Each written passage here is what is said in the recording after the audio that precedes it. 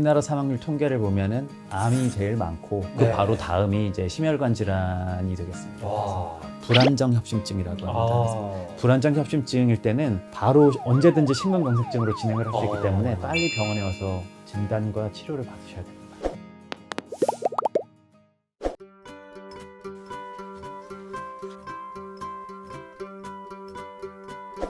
안녕하세요.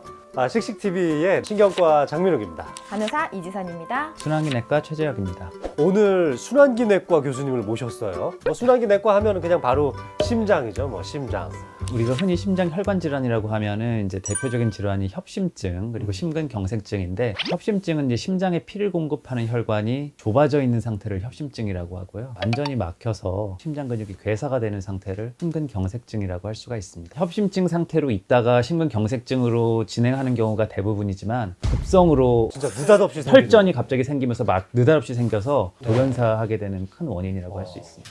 그 자리에서 사망하시고 또 병원에 오더라도 생존하실 확률이 좀 낮은 걸로 알려져 있는데요. 어느 정도인가요? 우리나라 사망률 통계를 보면은 암이 제일 많고 그 네. 바로 다음이 이제 심혈관 질환이 되겠습니다. 그래서 요즘같이 추울 때도 더 많이 생기는 것 같아요. 날씨가 갑자기 추워지면은 체온을 유지하기 위해서 혈관이 수축을 하게 되는데, 혈관이 수축할 때 갑자기 혈전이 생기면서 막히면은 심근경색증이 잘 유발될 수 있습니다. 그래서 겨울에 악화되고 더 많이 발생하고 있습니다.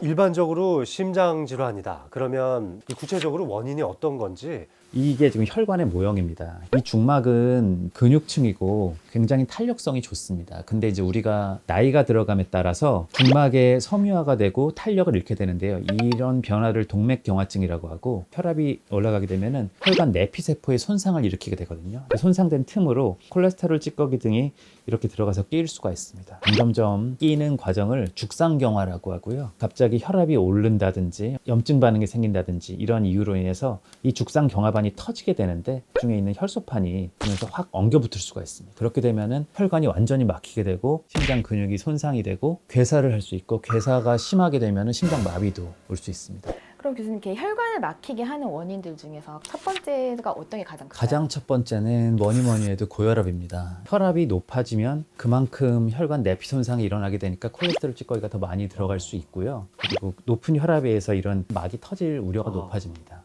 두 번째는 이제 당뇨병인데, 그렇죠. 당뇨도 혈관의 대표적인 원인. 모든 혈관 질환의 그렇죠. 원인이죠. 세 번째는 고지혈증입니다. 혈액 속에 그런 고지혈증이 많다 보면은 이렇게 흡연 내피세포 속으로 침투하는 양도 많아지고 죽상경화가 생길 수 있기 때문에 고지혈증을 세 번째라고 할 수 있습니다. 네 번째는 바로 담배죠. 흡연. 저는 끊었어요. 저도 끊었습니다. 네. 담배 필 때 이제 여러 가지 이제 화학 물질이 나오게 되는데, 네. 그런 화학 물질이 혈액 속의 혈소판에 응집하는 그런 능력을 더 강하게 만듭니다. 그래서 혈소판이 잘 응집을 하게 되고, 피떡이 잘 생기게. 네, 그리고 담배를 피면은 바로 우리 온몸에 있는 혈관이 모두 수축을 합니다. 마지막 다섯 번째는 비만, 그리고 안 좋은 식습관. 그러니까 포화지방산이 많은 육류가 안 좋은데요. 그 중에서도 이제 뭐 삼겹살처럼 기름 성분이 많은, 네. 우리 치킨 많이 좋아하시잖아요. 네. 하지만 이렇게 튀긴 음식, 튀긴 음식들이요. 저는 삼겹살 엄청 좋아하거든요. 저도 좋아합니다. 또 증상이 좀 궁금하기도 해요. 미리 알 수 있는 그런 증상들이나 이제 심근경색증의 가장 첫 번째 증상이 이제 전흉부의 흉통입니다. 가슴 앞쪽이 아픈 건데, 이제 협심증도 비슷한 증상이 있지만 훨씬 심근경색증보다는 강도가 약합니다. 안정시에는 괜찮은데 좀 빨리 걷는다거나 계단을 올라간다거나 아니면 무거운 걸 든다거나 이렇게 힘든 일을 할 때 가슴 앞쪽이 조이듯이 아프다가 쉬면 좋아지고, 이런 증상이 바로 안정형 협심증, 협심증의 제일 초기 단계인데요. 그 다음에 그거보다 더 심해지게 되면은 운동을 할 때뿐만이 아니라 안정시에도 가슴 앞쪽이 묵직하고 뻐근하고 조이는 듯한 그런 흉통이 생기게 되는데, 불안정 협심증이라고 합니다. 불안정 협심증일 때는 바로 언제든지 심근경색증으로 진행을 할 수 있기 때문에 빨리 병원에 와서 진단과 치료를 받으셔야 됩니다. 그 외에 다른 증상도 있었을까요? 요즘 들어서 부쩍 조금만 걸어도 숨이 차다, 호흡곤란을 호소하는 경우가 있거든요. 숨 차다고 하시는 네. 분들 맞아요. 저도 그런 경우 있어요. 급성 심근경색증 같은 경우에는 이게 너무 심해지면은 어깨나 왼쪽 팔까지 아픈 경우가 있거든요. 이런 경우를 이제 심근경색에 의한 방사통이라고 하고, 아주 위급한 증상이니까 빨리 병원에 와보셔야 합니다. 예를 들어 제가 지금 갑자기 이렇게 얘기하고 있다가 가슴을 확 부여잡고 으악! 하고 쓰러지면 일단 119에 신고를 해야죠. 아, 제일 네. 먼저. 119에 제일 신고 먼저 먼저. 119에 신고를 네. 하는 게 제일 먼저고 네. 호흡이랑 맥박을 확인을 네. 해야 됩니다. 일단은 좀 편안하게 눕히고 이렇게 네. 갖다 대고 숨을 쉬는지 안 쉬는지를 아. 확인을 해야 됩니다. 혹시나 숨을 안 쉰다 그러면은 심폐소생술을 바로 시행을 해야 됩니다. 심폐소생술이요? 네. 그다음에 혹시나 AED라 그래서 이제 오토매틱 익스터널 디피브릴레이터라 아, 그래서 네. 요즘에는 이제 그런 게 있는 경우도 네. 있잖아요. 아 맞아요. 심장 모양 그려져 네. 있으면서 지하철 같은데 네. 하나씩 들어있죠. 그게 혹시 있으면은 네. 얼른 그걸 가져다가 거기 설명서대로 설명서대로 패드를 2개를 딱 붙이고 나서 시작 버튼을 누르면은 얘가 알아서 자동으로 판단을 해서 필요한 상태다 그러면 전기 충격을 주게 됩니다.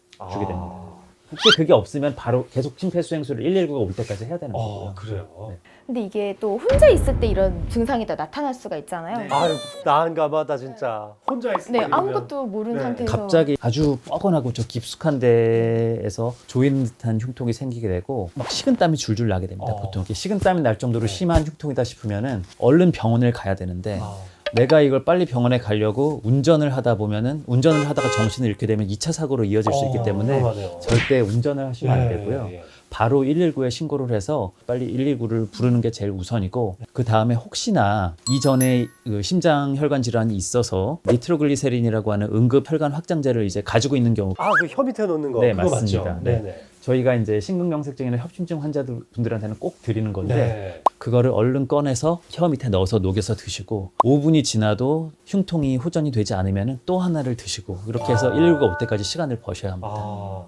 유황청심원 같은 거 드시면 아, 큰일 납니다. 119를 꼭 불러야 하는 이유가 만일에 이제 다른 사람이 운전을 해줄 경우에는 병원까지 이송하는 도중에 혹시 심정지가 생긴다든지 위급한 상황이 생겼을 때 대처가 안 되는데 119가 오게 되면은 이송하는 도중에 문제가 생기더라도 대처를 할 수 있게 그렇죠. 여러 명의 요원들이 오니까요. 119를 불러야 될 것 같습니다. 자, 오늘 심근경색증의 증상과 또 원인 대처법 이런 것들을 알아봤는데요. 다음 주에도 꼭 시청해 주세요. 고맙습니다. 감사합니다.